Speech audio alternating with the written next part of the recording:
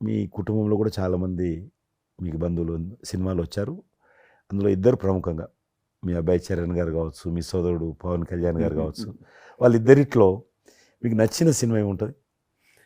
పవన్ కళ్యాణ్ సినిమాల్లో నాకు 'తొలి ప్రేమ' ఒకటి చాలా ఇష్టం. 'బద్రి' ఇష్టం. అలాగే 'జల్సా' అనే ఇంకో సినిమా. 'అత్తారింటికి దారేదైతే' నాకు దారేది. చాలా నేను సంతోషాన్ని చూశాను అవి అది. అవి అవి తను చేసినవి సినిమాలైనా అన్నీ కూడాను అద్భుతమైన సినిమాలే 1, 2 తప్ప. అండ్ చరణ్ రెండో సినిమా 'మగధీర నభూతో నా భవిష్యత్' మీరు అసెంబ్లీలో నాకు వచ్చి చెప్పారు. ఏది 'మొగధీర' రిలీజ్ అయిన రోజు ఉన్నారు మీరు. జ్ఞాపకం ఉందో లేదో మీకు? మీతో కరెక్టే షేర్ కదా? చేసుకున్నాను. మీరు షేర్ చేశారు. యెస్. యెస్. చాలా బాగా నడుస్తుంది మా అబ్బాయిది మంచి అదే టైంలో అదే టైం. మీరు అసెంబ్లీలో కూడా చెప్పారు మాకు.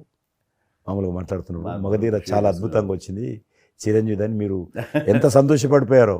మీకు రాజకీయంగా మీ తదనంతరం లేదా మీతో పాటు మీ బంధుగణంలో కానీ మీ బంధువులో కానీ మీరు ఎంకరేజ్ చేసిన మీ శిష్య వర్గంలో కానీ ఎవరైనా ఉన్నారా?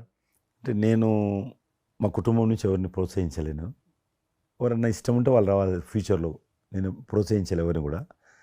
నాకు పార్టీలో గ్రూప్ అంటూ లేదు. అందరూ పార్టీ కార్యకర్తలందరూ నా గ్రూపే.